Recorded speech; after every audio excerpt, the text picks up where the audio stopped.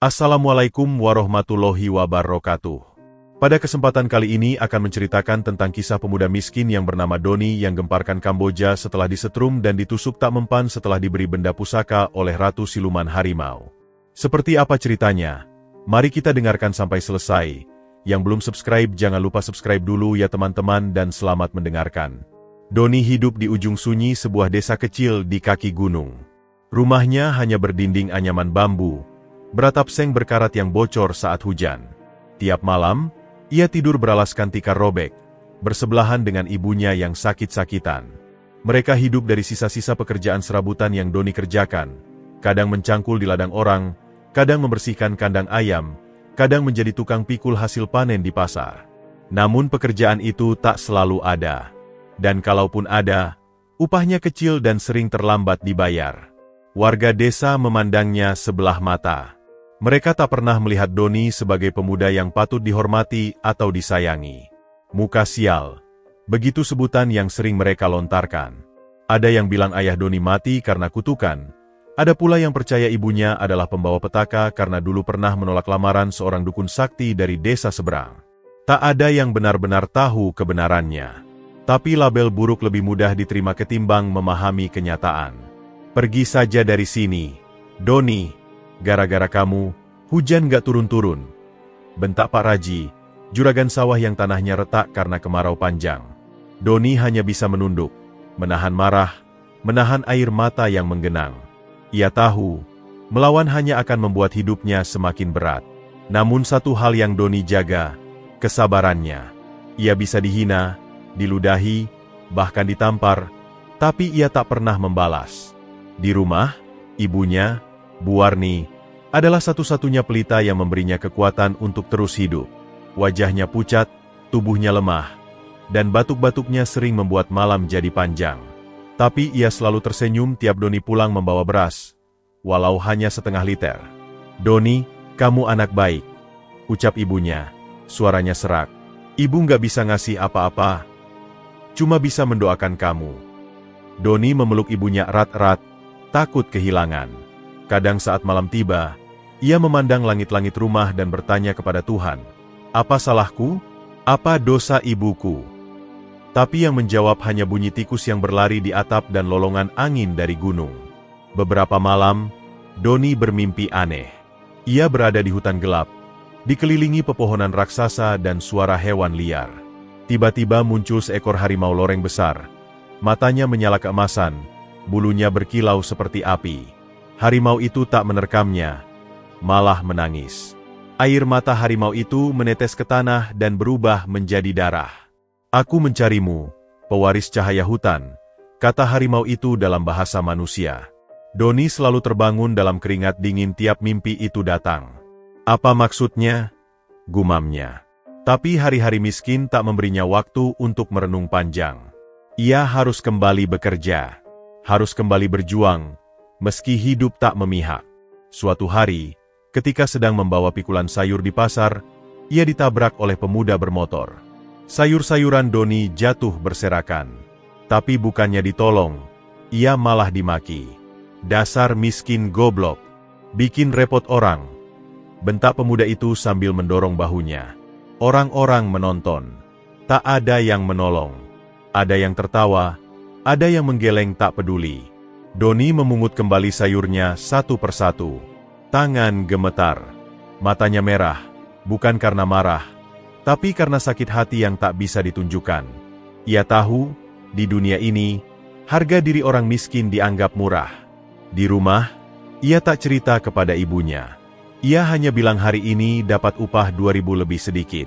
Bu Warni tersenyum dan berkata, "Alhamdulillah, lumayan buat beli singkong." Namun di dalam hatinya, Doni merasa seperti bejana kosong. Hatinya mulai remuk, seperti tanah kering yang tak lagi bisa ditanami harapan. Malamnya, mimpi harimau itu datang lagi.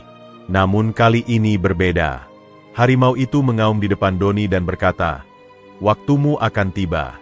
Tapi kau harus memilih, tetap menjadi debu yang diinjak, atau menjadi api yang menyala dari luka-luka masa lalu." Doni tak bisa menjawab. Ia hanya menangis. Harimau itu menatapnya dalam, lalu menghilang dalam kabut. Keesokan harinya, Doni didatangi seorang pria misterius ke rumahnya. Orang itu mengaku sebagai agen kerja luar negeri. Ia berkata ada peluang bekerja ke Kamboja dengan bayaran besar. Doni bisa memperbaiki nasib, bahkan mengobati ibunya. Ini kesempatan langka. Nak, kalau kamu rajin, bisa kirim uang jutaan tiap bulan, kata pria itu sambil menyodorkan formulir. Doni sempat ragu, tapi lalu memandangi wajah ibunya yang tidur di dipan bambu. Wajah renta yang sudah terlalu lama diselimuti penderitaan. Akhirnya ia tanda tangan. Ia tak tahu, langkah itu akan membawanya ke dalam lubang gelap yang tak pernah dibayangkan manusia biasa. Tapi di lubang tergelap itulah, takdir besar telah menunggu. Hari keberangkatan itu terasa seperti mimpi bagi Doni. Ia mengenakan kaos lusuh terbaik yang ia punya, dengan celana panjang kebesaran yang pernah diberikan tetangga. Sepatu pinjaman, tas bekas, dan sebungkus nasi bungkus dari ibunya yang sudah gemetar. Doni mencium tangan Bu Warni lama-lama, seperti takut hari itu adalah terakhir kalinya ia bisa melihat wajah perempuan yang paling ia cintai. Ibu, doakan Doni ya. Doni janji, nanti Doni pulang bawa uang. Kita bangun rumah, kita beli obat, ibu nggak perlu kerja lagi. Air mata mengalir di pipi Bu Warni. Ia mengangguk, tak bisa bicara. Hanya pelukan panjang yang bisa mewakili kekhawatiran yang menggantung di hatinya. Doni berangkat bersama 5 orang lain dari desa sebelah. Mereka dijemput minibus oleh agen bernama Pak Salman, pria bersorban yang selalu membawa tasbih dan senyum manis. Doni percaya padanya. Semua percaya. Tapi mereka tak tahu bahwa wajah bersih bisa menyembunyikan jiwa sebusuk bangkai. Setelah perjalanan panjang lewat darat, mereka naik pesawat murah dari Jakarta menuju Phnom Penh, ibu kota Kamboja. Doni belum pernah naik pesawat. Saat lepas landas, ia memejamkan mata, membayangkan wajah ibunya tersenyum dari balik awan. Ia menggenggam tasnya erat. Di dalamnya hanya ada sehelai sarung, beberapa pakaian, dan selembar foto kecil ibunya. Sesampainya di sana, kata Pak Salman di pesawat, kalian akan langsung dibawa ke tempat kerja. Gajian pertama nanti langsung bisa kirim ke rumah. Doni mengangguk penuh harap. Ia bayangkan dirinya jadi pekerja bengkel atau buruh pelabuhan. Apapun, asalkan halal dan bisa buat ibunya bahagia. Namun begitu tiba di bandara Phnom Penh, semuanya berubah. Mereka tak dibawa ke hotel atau tempat kerja seperti janji. Mereka langsung digiring masuk ke mobil van dengan kaca gelap. Sopirnya bukan orang Indonesia. Wajahnya keras, dan ia bicara dalam bahasa Kamboja yang tak dipahami Doni. Ini kemana, Pak? Tanya Doni. Pak Salman tak menjawab, hanya mengarahkan telunjuk ke bibirnya, menyuruh diam. Van itu melaju berjam-jam, masuk ke daerah sepi, melewati jalan tanah, ladang kosong, dan hutan kecil. Hingga akhirnya berhenti di sebuah bangunan tua yang dijaga pria-pria bersenjata. Di gerbangnya tertulis huruf asing, samar dan berkarat. Masuk! Bentak salah satu penjaga sambil mendorong mereka kasar. Ketika Doni melangkah masuk, udara terasa berbeda. Bau darah dan bahan kimia menyengat. Lantai licin. Dinding bercat kusam. Ada suara tangisan dari kejauhan. Tangisan manusia yang sudah tak punya harapan. Mereka disuruh buka baju. Semua harta diambil. HP, dompet, bahkan foto ibu Doni ikut disita. Apa ini? Kenapa? Doni bertanya panik. Pak Salman hanya tertawa kecil, lalu berkata, "Selamat datang di tempat baru kalian." Baru saat itulah Doni sadar, ia dijebak, dijual. Ia dan puluhan orang lainnya dikurung di ruangan bawah tanah tanpa jendela. Satu ruangan sempit berisi 30 orang, beralas tikar tipis, bau busuk menusuk. Lampu menyala 24 jam, tak ada siang dan malam. Doni melihat wajah-wajah kurus, pucat, dan penuh luka. Ada ibu-ibu, remaja, bahkan seorang anak laki-laki berumur sekitar 10 tahun yang terus memeluk lutut sambil menangis. Mereka semua sama, korban janji palsu agen kerja. Setiap hari, penjaga masuk membawa makanan basi, nasi keras dan sayur busuk. Kadang mereka hanya diberi air seteguk. Siapapun yang protes, dipukuli dengan tongkat listrik. Waktu berjalan lambat di tempat itu. Tak ada kalender, Tak ada jam. Hanya rasa lapar, takut, dan doa yang perlahan kehilangan suara. Satu persatu orang mulai dipanggil. Dibawa ke ruangan yang tak pernah terlihat, dan tak pernah kembali. Katanya mereka dioperasi, bisik seorang pria tua di sudut ruangan. Ginjal mereka diambil. Kalau sehat, jantung atau hati juga bisa. Doni menahan napas. Tubuhnya menggigil. Bukan karena takut mati, tapi karena takut tak bisa pulang, tak bisa menepati janji pada ibunya. Ia terdiam lama, menangis dalam diam, berdoa dalam hati, tapi seolah langit tak mendengar. Namun pada malam keempat, sesuatu terjadi. Doni tertidur sambil memeluk lutut, dan lagi-lagi ia bermimpi. Tapi mimpi ini terasa lebih nyata dari sebelumnya. Ia berdiri di tengah hutan gelap, dingin, sepi, dan menyesakan. Dari balik kabut, harimau besar itu muncul lagi, lebih dekat, lebih nyata. Tubuhnya menyala samar seperti bara. Matanya menatap Doni tajam. "Kau telah sampai di batas antara hidup dan mati," kata sang harimau. Aku sudah tak punya kekuatan," jawab Doni, suaranya parau. "Ibuku menunggu, tapi aku gagal." Harimau itu mendekat, hingga hidungnya nyaris menyentuh wajah Doni. "Kau belum kalah. Jika kau mau bertarung bukan demi dirimu, tapi demi mereka yang tak punya suara, maka aku akan memberimu kekuatan. Tapi harga dari kekuatan ini adalah jiwamu akan berubah selamanya." Doni terdiam. Ia teringat bocah kecil di pojok ruangan. Ia teringat wanita tua yang tak berhenti berdoa. Ia teringat ibunya, yang tidur dengan napas berat menanti kabar. "Aku rela," bisiknya. "Berikan aku kekuatan untuk menyelamatkan mereka." Harimau itu membuka mulut. Dari taringnya yang panjang, keluarlah cahaya keemasan dalam bentuk benda pusaka, sebuah liontin kecil berbentuk mata harimau. Liontin itu menempel di dada Doni, membakar, menyatu. Doni terbangun. Tubuhnya berkeringat. Namun dada kirinya terasa panas dan menyala samar dalam gelap. Dari balik terali, Doni tahu, waktu untuk diam telah habis. Neraka sudah terbuka, dan ia akan berjalan ke dalamnya, bukan untuk mati, tapi untuk membakar semua kejahatan yang telah menelan manusia hidup-hidup. Sejak malam itu, sesuatu dalam diri Doni berubah. Ia tak lagi merasa lemah atau ketakutan. Meski tubuhnya masih kurus dan lusuh, ada getaran berbeda di dalam dadanya, hangat, kuat, dan hidup. Pagi itu, seperti biasa, para penjaga datang. Mereka menunjuk dua orang yang akan diperiksa hari ini. Seorang pemuda kurus dari Flores, dan anak kecil yang sering menangis di sudut ruangan. "Tidak, jangan dia. Dia masih anak-anak," teriak seorang ibu sambil memeluk bocah itu. Penjaga mencabut tongkat setrumnya dan menghantam punggung ibu itu tanpa ampun. Bocah itu berteriak, tubuhnya ditarik paksa. Suara tangis dan jerit minta tolong memenuhi ruangan. Doni berdiri. Ia tidak tahu dari mana keberanian itu muncul, tapi ia maju, menghadang jalan para penjaga. Tangannya terkepal, napasnya berat. Salah satu penjaga mendekat dan tanpa basa-basi menempelkan tongkat setrum ke dada Doni. Zraaak. Tubuh Doni kejang sekejap, tapi alih-alih terjatuh, ia hanya terdiam. Penjaga itu tertegun. Biasanya, orang langsung tumbang, bahkan ada yang pingsan.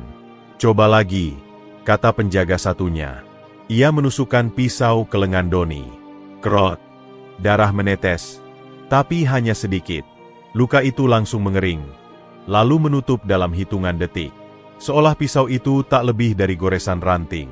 Para tahanan menganga. Penjaga mulai panik. Doni menatap mereka tanpa rasa takut. "Aku akan ambil anak itu," kata Doni dengan suara datar namun tajam. Penjaga mencoba menyerang, tapi kali ini Doni bergerak cepat. Ia mencengkeram tangan salah satu penjaga, dan, dengan kekuatan yang tak ia sadari, ia melempar tubuh itu ke dinding hingga pingsan. Satu lagi mencoba kabur, tapi Doni mengejarnya, dan dengan satu tendangan, pria itu ambruk seperti karung kosong.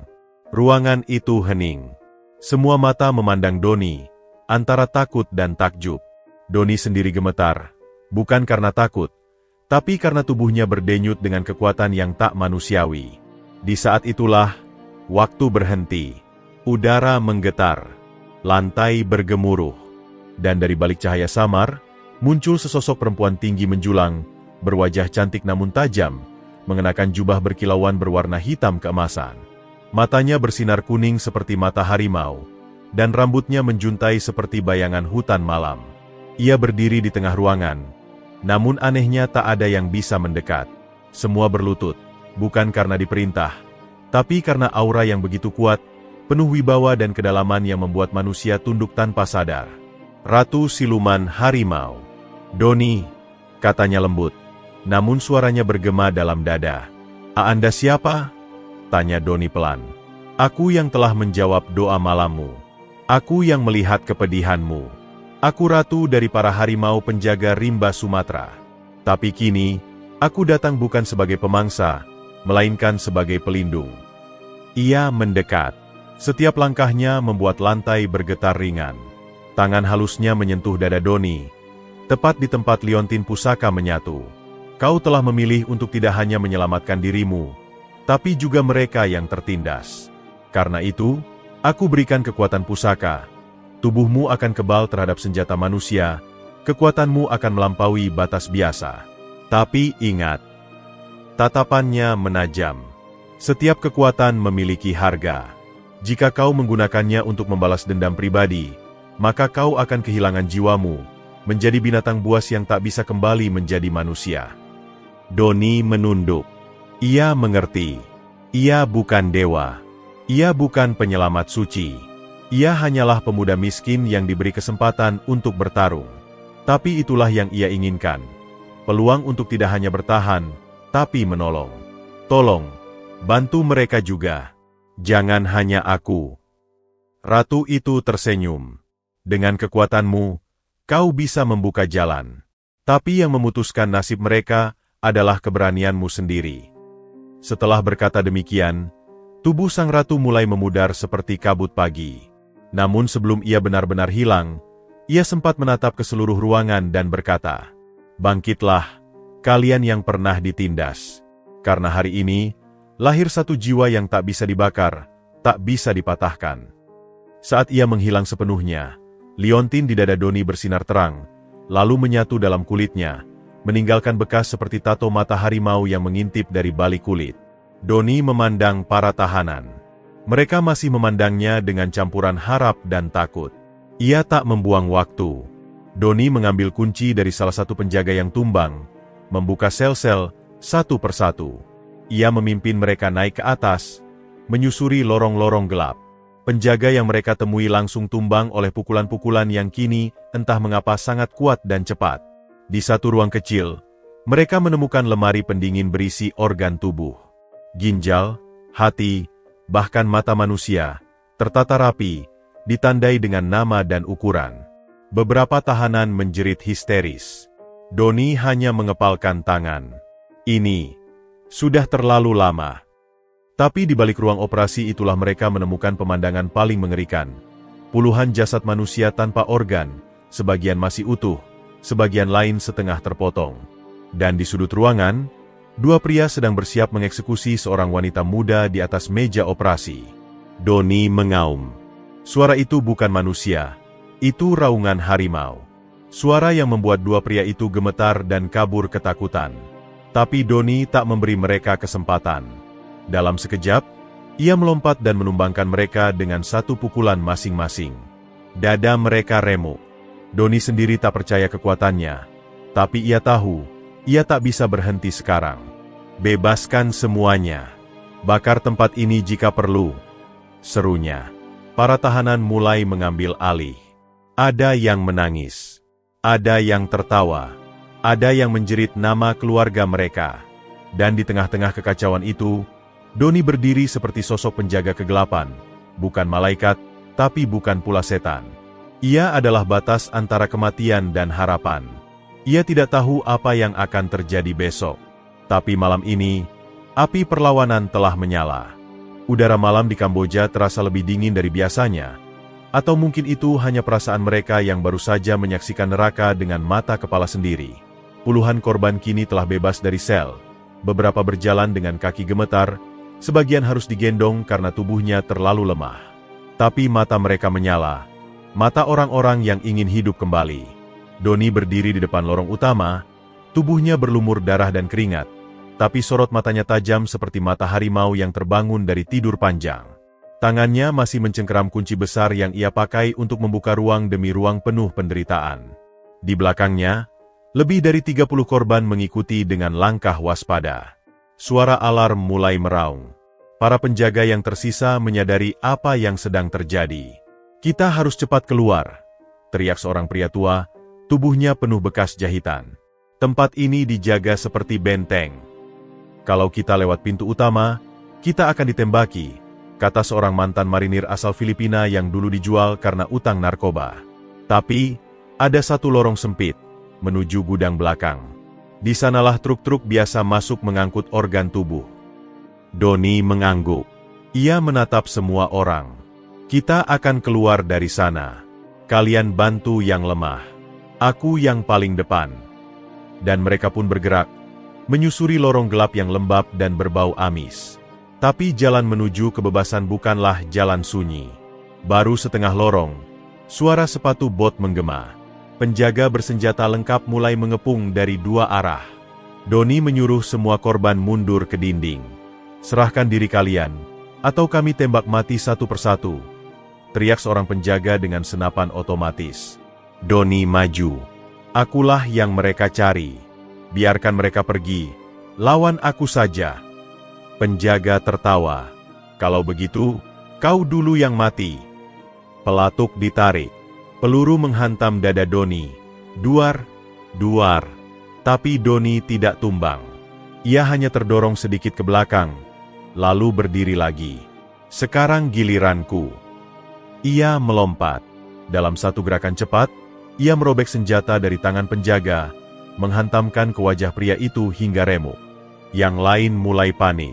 Tembakan dilepaskan dari berbagai arah, tapi tubuh Doni seolah tak terjamah. Ia menerjang, menendang, dan melempar tubuh-tubuh bersenjata seperti kain lep. Para korban menatap dengan campuran ketakutan dan kekaguman. Beberapa bahkan mulai melawan. Satu pria memukul penjaga dengan pipa besi, seorang wanita melempar alat operasi ke arah kepala penjaga, bahkan anak remaja yang tadinya hanya bisa menangis kini ikut membantu membawa kunci-kunci pintu besi. Di tengah kekacauan itu, Doni melihat seorang gadis muda tertembak di kaki. Ia langsung berlari ke arahnya, menggendongnya tanpa ragu. "Kita tidak akan meninggalkan siapapun," katanya. Dengan darah mengucur dan tubuh semakin lelah, Doni akhirnya membawa kelompok itu sampai ke gudang belakang. Truk besar tanpa sopir terparkir di sana. Pintunya terbuka. Mereka semua berlari, memanjat masuk satu persatu. Namun di saat semua merasa harapan mulai terlihat, suara deru helikopter datang dari atas. Lampu sorot menyoroti truk. Dari speaker terdengar suara menggelegar. "Menyerahlah. Kalian semua adalah barang bukti hidup. Tidak ada yang akan keluar dari sini hidup-hidup." Doni mendengus. Ia meletakkan gadis yang ia gendong ke dalam truk, lalu melompat turun lagi. "Kita tidak akan menyerah." Ia berlari ke ruang generator, mengikuti suara mesin dan hawa panas. Di dalam, ia menemukan tangki bahan bakar cadangan dan kabel-kabel listrik utama. Matanya menyipit. "Jika kita tak bisa lewat udara, maka kita kaburkan diri kita lewat api." Ia menyusun kabel dan membuka penutup tangki. Ia menarik seutas kain dari salah satu penjaga yang sudah tak bernyawa dan mencelupkannya dalam solar. Dengan korek api yang ia temukan dalam saku penjaga, ia menyalakannya. Lalu ia berlari secepat mungkin ke arah truk dan berteriak.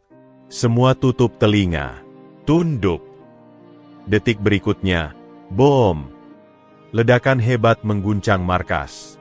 Api menjalar ke ruang utama, menghancurkan helipad dan mengacaukan sistem komunikasi. Helikopter terguncang dan terpaksa naik menjauh. Doni berlari ke truk dan masuk, mengisyaratkan kepada salah satu mantan sopir yang selamat untuk membawa kendaraan itu menembus gerbang belakang. Truk melaju kencang, menabrak pintu besi besar hingga roboh. Mereka menembus malam, melewati jalanan tanah yang gelap dan penuh ilalang. Di belakang, kobaran api membakar bangunan penuh dosa. Asap membumbung tinggi, dan di dalamnya, terdengar seperti auman harimau yang menggetarkan langit. Doni bersandar di dinding truk, tubuhnya penuh luka, darah menetes dari hidungnya. Tapi ia tersenyum. Ini baru permulaan. Beberapa orang menangis. Ada yang memeluk satu sama lain. Seorang anak kecil mencium tangan Doni dan berbisik, "Kau malaikat, Kak." Doni menatap langit yang mulai terang. Fajar menyingsing di ujung timur. Tapi bukan hanya matahari yang terbit. Harapan juga mulai bangkit. Mereka belum benar-benar bebas. Dunia luar masih tak tahu apa yang terjadi. Tapi malam ini, seorang pemuda miskin dari desa terpencil telah mengguncang sistem gelap internasional.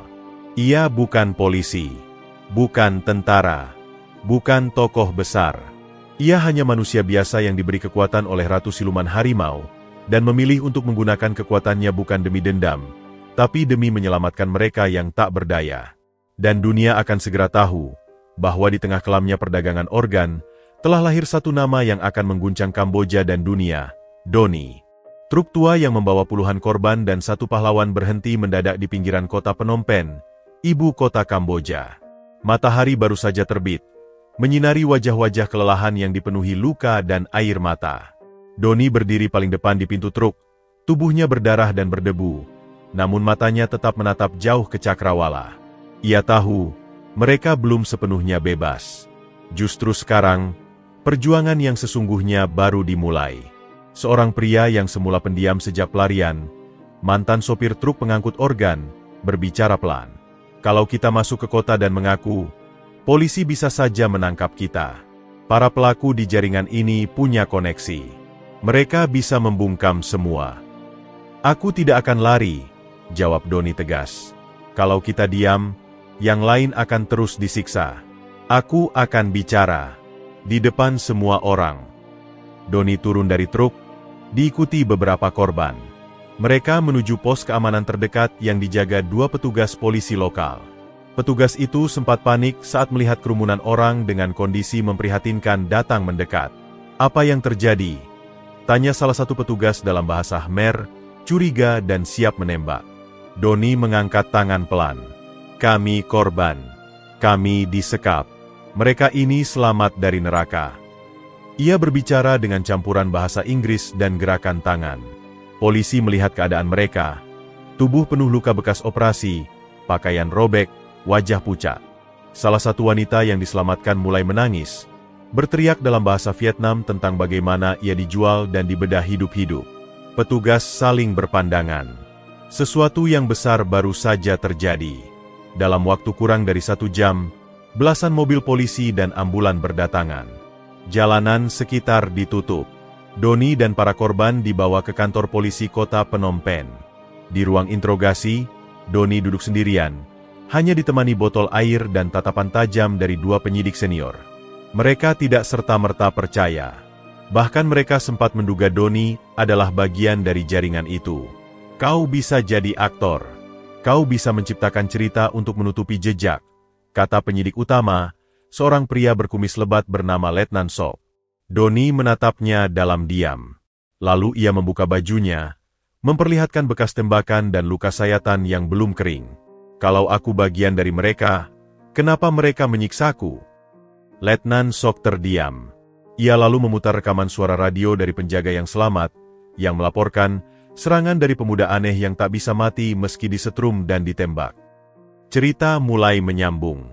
Beberapa jam kemudian, puluhan korban mulai diperiksa dan divisum. Hasil medis memperkuat pengakuan mereka. Luka bekas operasi ilegal, ginjal dan hati yang sudah diambil, alat pelacak di tubuh mereka. Berita pun mulai menyebar.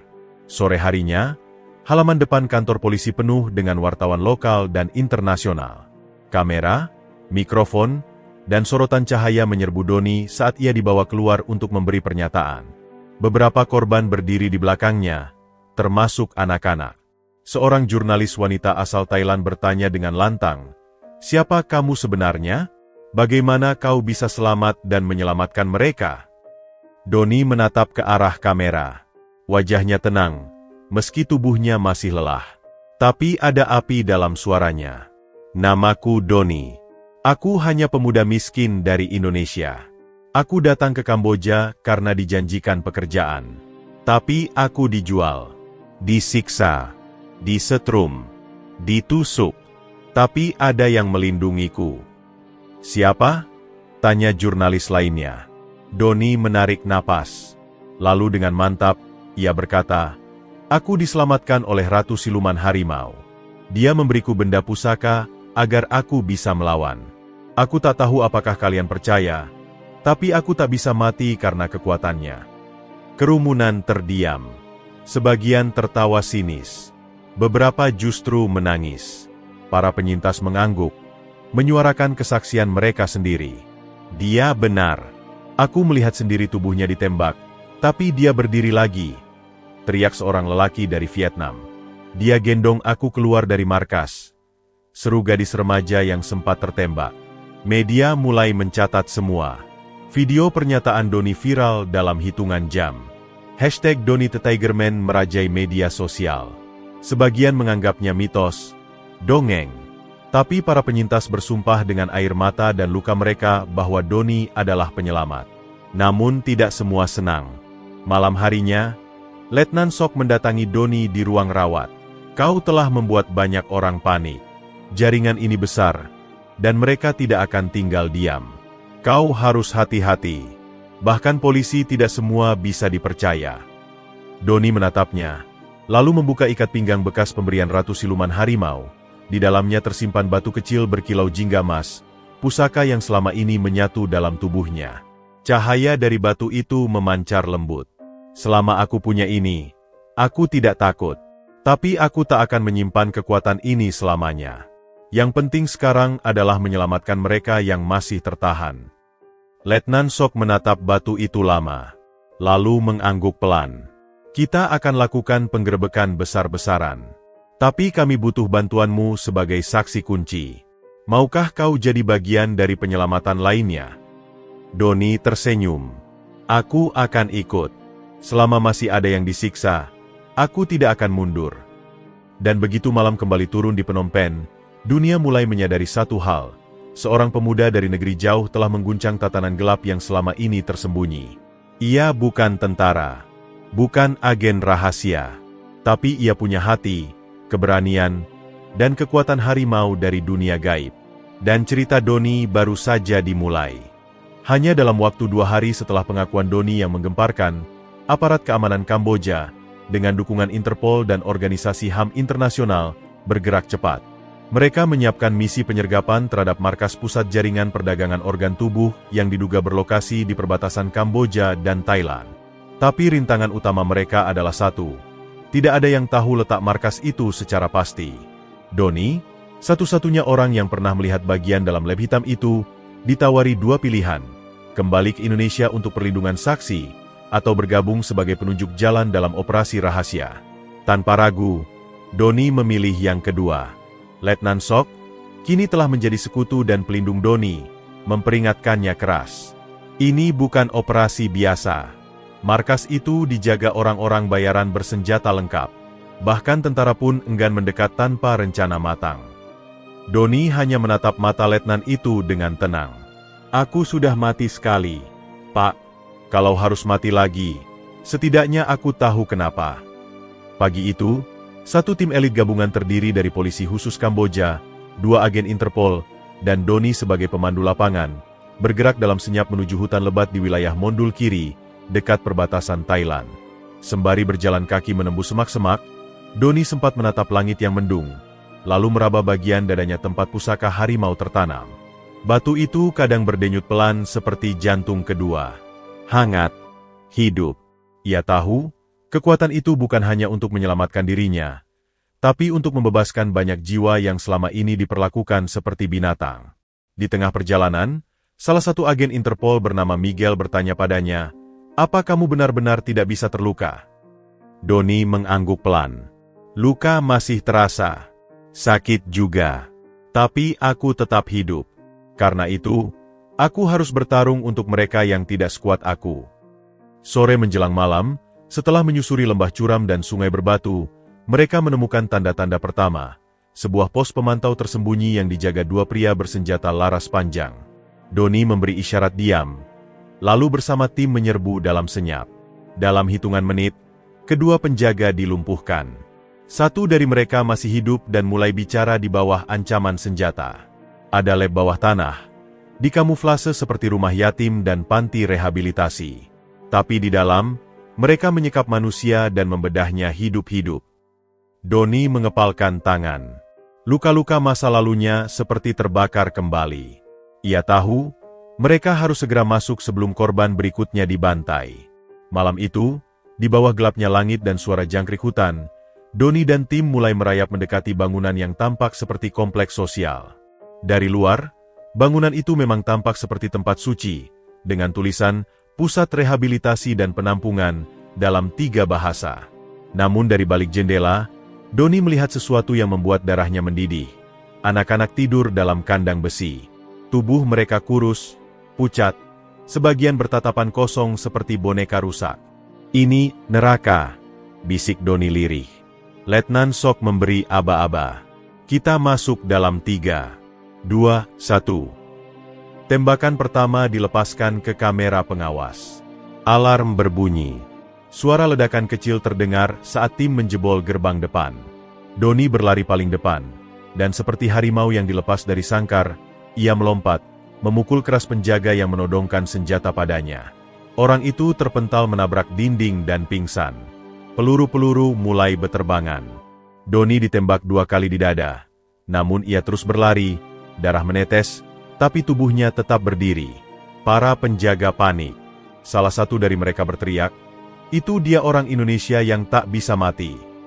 Salah satu agen nyaris tertembak saat pintu besi terbuka dan 5 pria bersenjata keluar. Doni memeluk agen itu, melindungi dengan tubuhnya.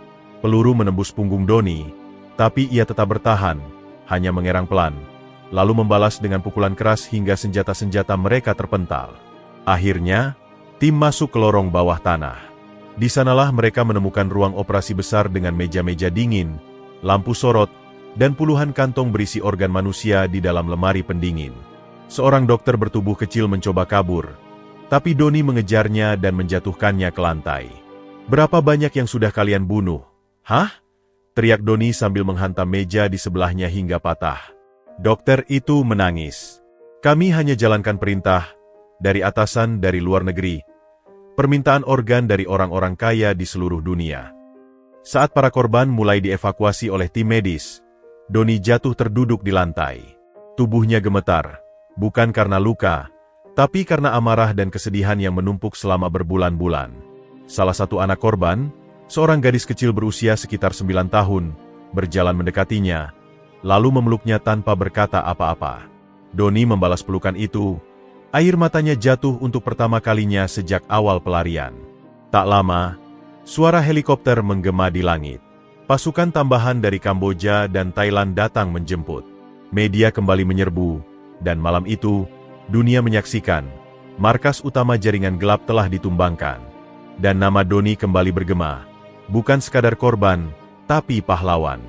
Saat diwawancarai di lapangan, Doni hanya berkata satu kalimat, "Kalau kita bisa mati untuk kejahatan, kenapa tidak bisa hidup untuk kebaikan?" Dan semua orang terdiam. Pagi itu, Doni terbangun di rumah perlindungan yang dijaga ketat oleh militer Kamboja. Sinar matahari menyelinap melalui celah jendela, menerpa wajahnya yang masih penuh luka namun tampak tenang. Sudah 5 hari sejak penyerbuan markas jaringan perdagangan organ. Puluhan korban berhasil diselamatkan, dan lebih dari 30 pelaku ditangkap hidup-hidup. Namun, damai itu ternyata hanya fata morgana. Pagi itu pula, Letnan Sok membawa kabar buruk. Dengan wajah tegang, ia membuka berkas yang ditaruh di meja kayu lapuk. Di dalamnya ada foto Doni, dicetak dalam ukuran besar, dan di bawahnya tertulis, "Buruh hidup atau mati, hadiah $1 juta Amerika." "Jaringan mereka belum habis," ujar Letnan Sok perlahan. "Yang di mondul kiri hanya 1 cabang. Atasan mereka ada di luar negeri, dan sekarang mereka memerintahkan pembunuh bayaran untuk menghabisimu." Doni menatap foto dirinya sendiri. Keningnya berkerut, bukan karena takut, tapi karena merasa geli. Mereka kira aku takut hanya karena uang? Aku tidak minta dilahirkan miskin, tidak minta menjadi saksi, tapi aku juga tidak minta ampun dari keadilan. Namun Letnan Sok tidak tertawa. Kami sudah dapat laporan bahwa 2 pria asing terlihat di pasar dekat rumah perlindungan ini. Satu dari mereka mantan tentara bayaran di Afrika. Kami harus memindahkanmu. Hari itu juga, Doni diam-diam diterbangkan ke Phnom Penh dan ditempatkan di lokasi rahasia di tengah kota, menyamar sebagai tukang las di bengkel tua milik kerabat salah satu agen HAM. Doni mulai hidup seperti hantu. Ia tak bisa keluar tanpa pengawalan. Tak bisa tidur tanpa mimpi buruk. Seringkali, wajah anak-anak yang ia selamatkan muncul dalam tidurnya, menatap dengan mata kosong, seakan bertanya, "Apakah kau bisa lindungi kami selamanya?" Sementara itu, berita tentang Doni menyebar luas. Media internasional menjulukinya manusia anti mati. Beberapa menganggapnya legenda urban. Beberapa media menyaksikan kebenaran kisahnya. Tapi di hati para korban dan keluarga mereka, Doni adalah cahaya dalam lorong gelap. Namun semua itu berubah saat malam kelabu itu datang. Sekitar pukul 2 dini hari, Doni terbangun karena suara ledakan kecil dari garasi bengkel. Ia langsung tahu, bahaya sudah masuk. Ada yang datang, bisiknya, mengambil pisau besi panjang di bawah ranjang. Ia belum sempat melangkah ketika pintu jendela belakang dilemparkan granat kejut. Cahaya menyilaukan memenuhi ruangan, lalu 4 sosok hitam bertopeng masuk dengan senapan otomatis. Mereka menembak tanpa aba-aba. Doni melompat ke belakang lemari, menghindari rentetan peluru. Salah satu peluru menembus pahanya, tapi ia tetap berdiri. Jantungnya berdegup cepat. Pusaka harimau dalam tubuhnya berdenyut keras, seolah membangkitkan kekuatan lama. Dengan gerakan cepat, Doni melompat keluar, melempar pisau ke arah tangan penembak pertama, lalu meraih senjatanya. Dalam satu hentakan, ia membanting tubuh besar itu hingga pingsan. Sisa 3 musuh mulai panik. Mereka tak menduga bahwa target mereka justru memburu mereka balik. Doni menerjang 2 di antaranya dengan pukulan beruntun. Suara tulang patah terdengar. Tapi satu dari mereka berhasil melukai Doni dengan pisau, menusuk perutnya dari belakang. Darah mengalir. Tapi Doni tidak tumbang. Ia membalikan tubuh, menggenggam tangan pria itu dan menghantamkannya ke dinding hingga senjatanya jatuh. Yang terakhir dari mereka mencoba kabur, tapi pasukan polisi yang dipanggil lewat sinyal darurat sudah mengepung bengkel. Tembakan peringatan dilepaskan. Pria bertopeng itu menyerah sambil berteriak dalam bahasa asing yang Doni tak mengerti.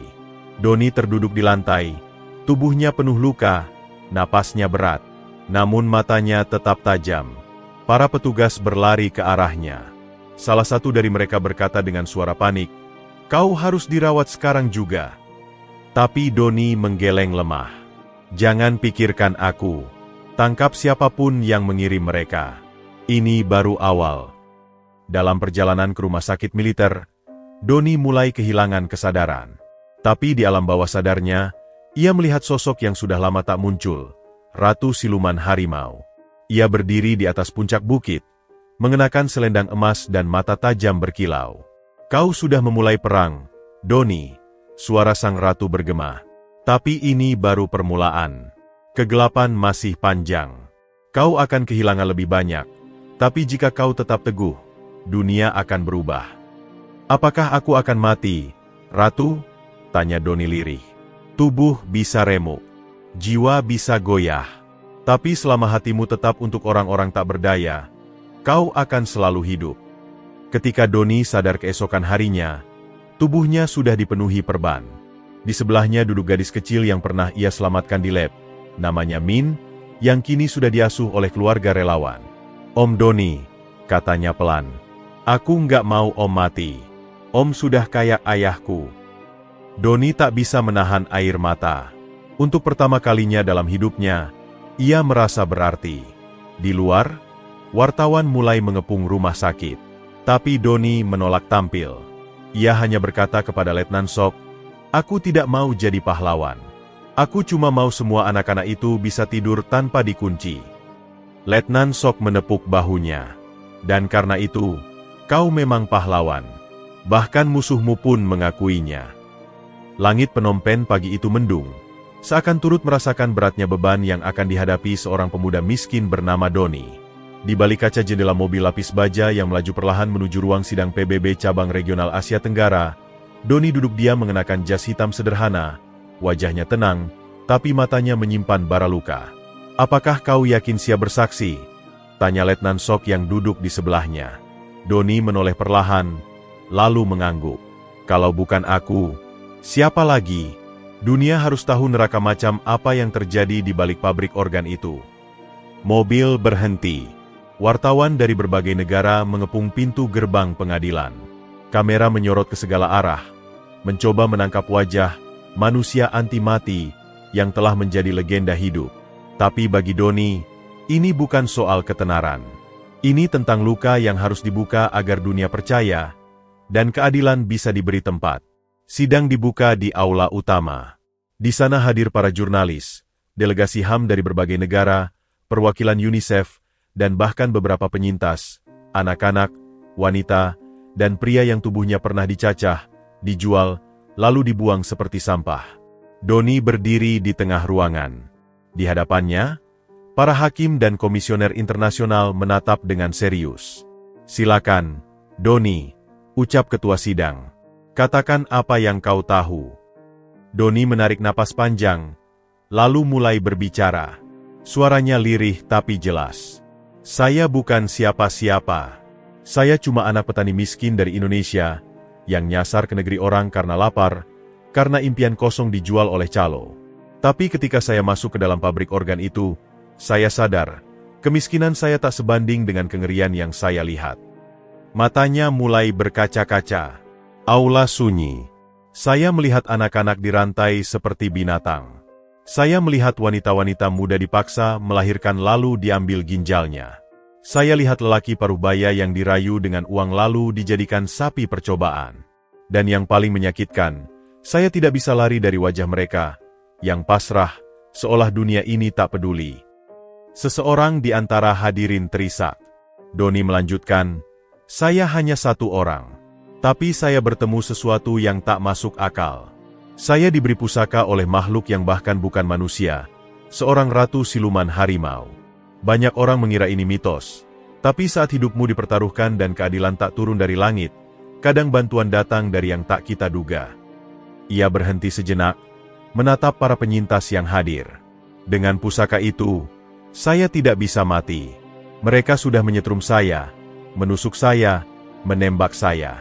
Tapi saya tetap hidup, bukan karena saya hebat, tapi karena saya harus menyampaikan ini kepada dunia, bahwa kita telah gagal menjaga yang paling lemah di antara kita." Ruangan sunyi. Tak satu pun yang bergerak. Saya menyaksikan lebih dari 100 korban dikurung seperti binatang. Saya menyaksikan dokter-dokter yang seharusnya menyelamatkan, justru menjadi algojo. Saya tahu nama-nama mereka. Saya tahu lokasi cabang lainnya. Mereka punya koneksi ke luar negeri, termasuk Eropa dan Timur Tengah. Mereka mengincar siapa saja. Selama organmu sehat, mereka tak peduli kau anak-anak atau orang tua. Salah satu hakim menundukkan kepala. Doni bisa melihat, tangan pria tua itu gemetar.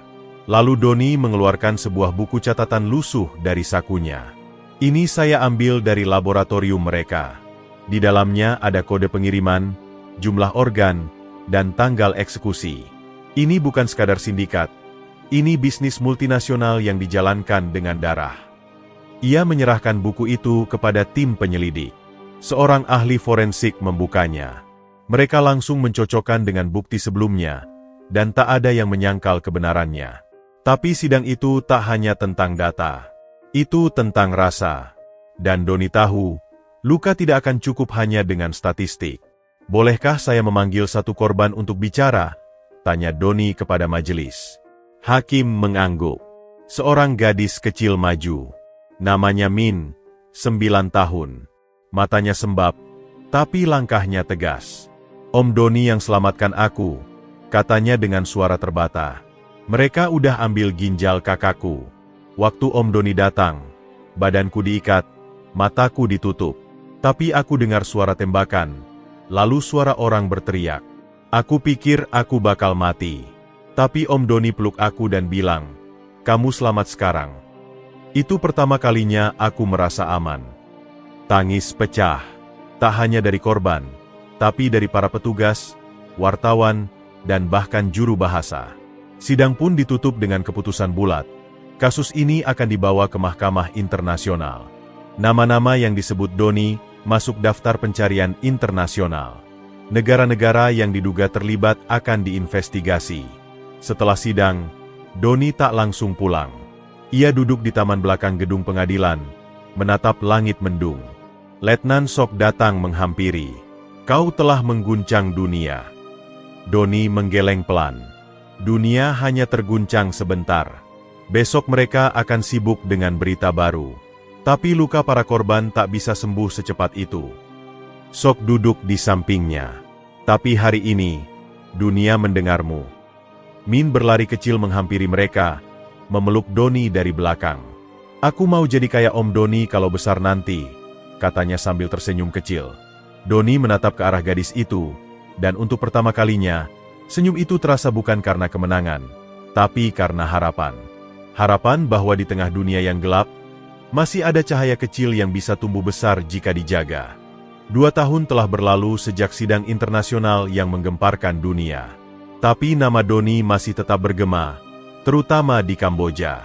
Di desa-desa terpencil, wajahnya dicetak dalam bentuk mural, di dinding sekolah, panti asuhan, bahkan di pintu masuk rumah-rumah sederhana. Anak-anak menyebutnya pahlawan yang tidak bisa mati, sementara para ibu mengenangnya sebagai anak dari langit yang menolak pergi sebelum semua anak mereka selamat. Namun bagi Doni sendiri, semua itu bukan tentang gelar atau penghargaan. Ia tak pernah mengejar ketenaran. Ia hanya ingin hidup tenang, dengan luka-lukanya yang tak tampak di kulit, tapi membekas dalam batin. Hari itu, Doni sedang duduk di depan rumah kayu kecil yang ia bangun sendiri di sebuah desa tak jauh dari Batambang. Desa itu dulu sepi, nyaris mati karena banyak penghuninya jadi korban perdagangan organ. Tapi sekarang desa itu hidup kembali, berkat sumbangan dari para relawan dan yayasan kemanusiaan internasional yang terinspirasi oleh kisah Doni. Di pangkuannya, seorang anak laki-laki berusia 5 tahun sedang tertidur. Anak itu bernama Raka, anak dari salah satu korban selamat yang telah meninggal karena komplikasi pasca operasi pengambilan organ. Sebelum meninggal, sang ibu sempat berpesan kepada Doni, "Rawatlah anakku, seperti kau menjaga kami semua dulu." Dan Doni mengiyakan, sebab ia tahu, satu-satunya cara menyembuhkan hatinya sendiri adalah dengan menyembuhkan luka orang lain. Suatu hari, datanglah seorang wartawan perempuan dari Indonesia, bernama Ratih, yang sudah lama ingin mewawancarai Doni. Ia tidak datang dengan kamera atau tim besar. Hanya dengan tas ransel, pena, dan hati yang penuh rasa ingin tahu. "Aku tidak datang untuk wawancara formal," kata Ratih dengan suara lembut. "Aku datang karena aku butuh tahu, bagaimana seseorang bisa tetap hidup setelah melalui neraka seperti itu." Doni tersenyum samar. "Aku tidak benar-benar hidup, Mbak. Aku hanya belum mati saja." Mereka berbincang di beranda rumah. Angin semilir membawa bau tanah, suara anak-anak bermain di kejauhan, dan aroma bunga Kamboja yang bermekaran. Suasana yang kontras dengan kegelapan masa lalu Doni. "Kau masih simpan pusaka itu?" tanya Ratih. Doni mengangguk. Ia membuka kalung kain yang tergantung di lehernya. Di dalamnya terselip benda kecil berbentuk gigi harimau, berwarna keemasan, dengan cahaya samar yang hanya bisa dilihat jika kau percaya. "Dulu benda ini memberiku kekuatan. Tapi sekarang, aku tidak tahu apakah aku masih membutuhkannya. Aku ingin bisa merasa takut, ingin bisa merasa rapuh. Itu yang membuatku manusia, kan?" Ratih menatapnya lama. "Mungkin kau sudah terlalu lama jadi pelindung, sampai lupa kalau pelindung pun berhak menangis." Mata Doni berkaca-kaca. Ia mengalihkan pandangan ke cakrawala. Malam itu, Doni duduk di bawah pohon Kamboja tua di dekat pemakaman kecil desa. Di sana dikuburkan para korban yang tak pernah ditemukan keluarganya. Ia membawa lilin dan satu surat yang belum pernah ia buka. Surat dari ibunya di kampung halaman, yang dikirimkan lewat relawan setelah kisah Doni viral. Dengan tangan gemetar, Doni membuka surat itu. "Nak Doni, ibu tidak tahu harus menulis apa. Saat kampung heboh lihat berita tentang kamu, ibu cuma bisa menangis. Ibu takut, tapi juga bangga. Kamu anak petani yang lemah. Tapi sekarang kamu jadi tempat banyak orang bergantung. Kalau kamu pulang nanti, pulanglah bukan sebagai pahlawan. Pulanglah sebagai anakku yang dulu suka bantu ibu cangkul, suka ngambek kalau nasi keasinan. Ibu tidak minta kamu jadi apa-apa. Ibu cuma ingin kamu hidup, bahagia. Dan kalau bisa, jangan lupa pulang. Doni tak kuasa menahan air mata. Ia menangis dalam diam, pelan-pelan, sampai lilin habis, dan hanya bintang-bintang yang menjadi saksi. Pagi berikutnya, Doni membuat keputusan. Ia menyerahkan pusaka itu ke sebuah lembaga penelitian spiritual dan kebudayaan di Kamboja. Ia berkata, benda ini telah menyelamatkan banyak nyawa. Tapi sekarang, biarlah benda ini jadi pelajaran. Bukan untuk kekuatan, tapi untuk kebijaksanaan. Di hari yang sama, Doni diumumkan sebagai penerima penghargaan perdamaian Asia Tenggara oleh Komisi HAM Regional. Tapi ia tak hadir. Ia hanya menitipkan satu kalimat lewat ratih. Perdamaian tidak datang dari senjata atau pusaka, tapi dari hati yang tak rela melihat penderitaan dibiarkan diam. Waktu berjalan, dunia mulai lupa, tapi di Kamboja, setiap tahun diperingati Hari Doni, hari pembebasan para korban perdagangan organ. Sekolah-sekolah mengadakan doa bersama. Di panti asuhan, anak-anak menulis surat kepada Om Doni, meski mereka tahu surat itu mungkin tak sampai. Sementara itu, Doni tetap tinggal di desa. Ia menjadi guru sukarela, mengajar anak-anak membaca, menanam, dan mencintai alam. Ia menolak semua tawaran kerja dari lembaga internasional, menolak menjadi politisi atau ikon media. Ia hanya ingin jadi manusia biasa, yang bisa tertawa, bisa lelah, bisa jatuh cinta, dan bisa pulang. Dan pada suatu sore yang indah, Doni akhirnya pulang ke Indonesia. Ia kembali ke desa, ke rumah kecil yang nyaris roboh tapi penuh kenangan. Ibunya, yang rambutnya telah sepenuhnya memutih, memeluknya erat, tanpa kata-kata. Mereka duduk berdua di teras rumah, makan singkong goreng dan minum teh hangat. Tak perlu kamera, tak perlu sorotan. Hanya ibu dan anak yang saling merindukan. Doni menatap senja dan tersenyum. Akhirnya, setelah melalui jalan panjang yang penuh darah, air mata, dan keajaiban, ia pulang. Dan legenda itu hidup bukan karena ia tak bisa mati, tapi karena ia memilih untuk tetap menjadi manusia.